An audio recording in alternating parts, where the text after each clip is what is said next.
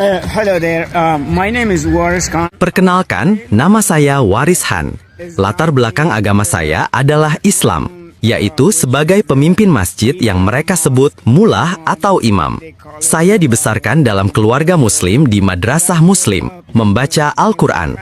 Saya memperoleh diploma di sekolah agama Al-Aliyat, begitulah mereka menyebut beasiswa keagamaan. Kembali ke poin utama, saya menjadi seorang Kristen karena kebenaran telah dinyatakan kepada saya, dan saya akan menjelaskan bagaimana kebenaran itu terungkap. Ketika saya tiba di Amerika Serikat, saya masih seorang Muslim. Saya telah menjadi seorang Muslim selama lebih dari 20 tahun di Amerika Serikat. Sekarang, selama 24 tahun, saya telah bertobat menjadi Kristen. Perubahan ini bukan karena alasan apapun, melainkan karena mujizat Yesus yang membawa saya untuk mengenal Dia dan memiliki hubungan untuk mengenal Allah melalui Kristus Yesus. Itu adalah mujizat yang telah membuka mata saya. Mujizat itu terjadi terkait putri saya. Putri saya memiliki cacat lahir dan sakit-sakitan. Saya berseru dan berdoa dalam ajaran agama yang saya anut, mencari jawaban dan solusi atas doa saya. Saya berdoa begitu mendalam, tetapi doa itu tidak terjawab. Suatu hari, terlintas dalam pikiran saya, bagaimana jika saya membawa putri saya ke gereja dan mereka mendoakannya? Saya yakin itu akan berhasil. Maka saya melakukannya. Pendeta gereja bertanya kepada saya, "Anda seorang imam masjid, apa yang membawa Anda datang ke sini?" Saya menjawab, "Saya tidak datang untuk berganti agama atau apapun. Saya hanya ingin Anda mendoakan putri saya." Pendeta itu bertanya, "Apakah Anda percaya bahwa Yesus bisa menyembuhkan putri Anda?" Saya berkata, "Dengarkan, saya sudah berdoa dengan sangat sungguh-sungguh, bahkan menangis keras seperti seorang pengemis kepada Allah dan Muhammad utusannya. Saya berjanji, jika putri saya tidak disembuhkan setelah doa di sini, saya akan pergi dan tidak akan pernah kembali." Lalu, pendeta itu berkata, "Baik, sekarang, apakah Anda benar-benar datang karena Anda percaya bahwa Yesus bisa menyembuhkan putri Anda?" Saya menjawab, "Jika saya tidak percaya, saya tidak akan berada di sini." Dia berkata, "Berdasarkan imanmu, Yesus Kristus tetap sama, baik kemarin maupun hari ini dan sampai selama-lamanya. Karena engkau menaruh imanmu kepadanya, hari ini Yesus menyembuhkan putrimu." Mengacu pada Ibrani 13 ayat 8. Saya sudah lama berharap akan hal ini dalam doa-doa saya. Saya memasuki gereja dengan damai. Putri saya sedang tertidur, dan saya pikir, di mana selang oksigennya? Ternyata tidak ada. Saya merasa takut. Keesokan harinya, saya membawanya ke dokter. Dokter mengatakan tidak ada gejala apapun. Putri saya dalam kondisi sempurna, dan resep obatnya dihentikan. Tidak ada lagi obat-obatan. Dia sekarang berusia 30 tahun, dan dia dalam keadaan baik-baik saja. Dia tidak pernah sakit lagi. Intinya adalah, itu adalah mujizat yang saya saksikan. Yesus dalam mimpi dan penglihatan saya. Saya ingin mengucapkan terima kasih kepada pendeta gereja atas doa mereka. Pendeta itu meminta saya untuk menerima undangannya agar saya datang ke gereja sekali seminggu, paling tidak 7 kali. Saya berkata, "Tentu." Saya mengundang dia, dan dia datang bersama istri, putra, dan putrinya. Dia duduk dan membaca Alkitab. Saya membaca Alkitab dan itu sangat luar biasa ketika saya membacanya. Itu benar-benar menyadarkan saya. Allah berfirman, "Baiklah, kita menjadikan manusia menurut gambar dan rupa kita." Kejadian 1 ayat 26. Kemudian dia menciptakan mereka, laki-laki dan perempuan. Sementara itu, di dalam Al-Quran dikatakan berbeda. Dikatakan bahwa Allah tidak memiliki hubungan dan tidak memiliki sekutu, mitra. Dia adalah Tuhan yang sepenuhnya tidak diketahui wujudnya. Tetapi ketika saya melihat di Alkitab, Allah memiliki hubungan dengan umat manusia. Dan kemudian saya melihat bahwa laki-laki dan perempuan itu setara. Hal ini berbeda dalam Islam, di mana laki-laki tidak setara dengan perempuan, dan perempuan tidak setara dengan laki-laki. Itu hal pertama.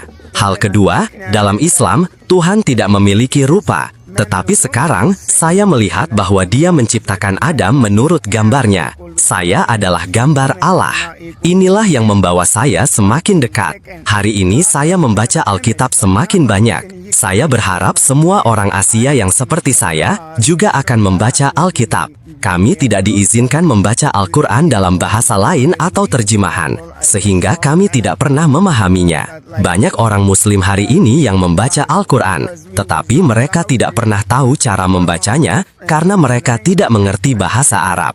Jika Anda tidak mengerti, bagaimana Anda bisa mempercayainya? Bacalah Alkitab. Jika Anda memiliki pertanyaan, Anda bisa membaca Al-Quran, dan Anda akan menyadari sepenuhnya bahwa Alkitab adalah firman Tuhan yang benar.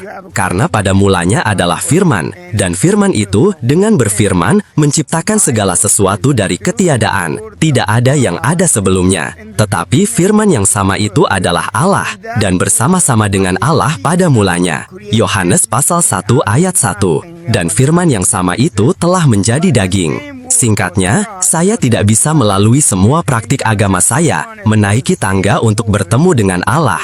Tetapi Allah begitu baik dan penuh kasih, sehingga Dia turun dan merendahkan dirinya lebih rendah daripada malaikat. Dia menjadi seorang hamba, mengenakan rupa seorang hamba, dan menjadi sangat miskin. Seperti yang terlihat dalam film atau sejarah Yesus, atau ketika membaca Alkitab. Melalui ini saya dapat memiliki persekutuan dengannya. Dan hari ini saya tidak lagi dalam agama, tetapi saya berada dalam hubungan dengan Tuhan. Puji Tuhan, saya bebas. Kemudian, saya menerima Yesus Kristus. Pendalaman Alkitab membantu saya untuk belajar lebih banyak lagi, dan terus bertambah. Pada tahun 2017, saya pergi ke Afghanistan untuk membantu keluarga. Di sana beberapa orang mengetahui perubahan keyakinan saya. Mereka mengkhianati dan membohongi saya. Kemudian mereka menangkap saya di wilayah kekuasaan Taliban. Mereka menuduh saya sebagai kafir. Seperti yang tertera dalam Al-Quran, konsekuensinya adalah jika seseorang meninggalkan Islam, ia telah melanggar hukum syariat Islam. Jadi harga yang harus dibayar adalah konsekuensi hukuman mati. Mereka ingin membunuh saya. Meskipun demikian, mereka menganiaya dan memukuli saya. Saya kehilangan mata kanan saya. Mereka membutakan dan mencungkil mata saya, sehingga saya kehilangan mata saya. Namun, puji Tuhan, karena mujizat yang Yesus katakan, bahwa satu helai pun dari rambutmu tidak akan hilang, mengacu pada Lukas 21 ayat 8. Tentu saja, penderitaan ini adalah konsekuensi, dan ini adalah kesaksian, bekas luka yang membawa kemuliaan bagi Allah atas apa yang mereka lakukan terhadap saya. Mereka menganiaya, memukuli, dan ingin membunuh saya. Tetapi saya berada di sini, hidup, untuk memberikan kesaksian bahwa Yesus telah menyelamatkan saya. Mereka pihak Amerika Serikat menelpon dari kedutaan Amerika di sini, mengirimkan pasukan dan mereka membebaskan saya. Saya kembali dengan selamat dan tiba kembali di rumah. Atas kehendak Allah, saya akan menjalani operasi.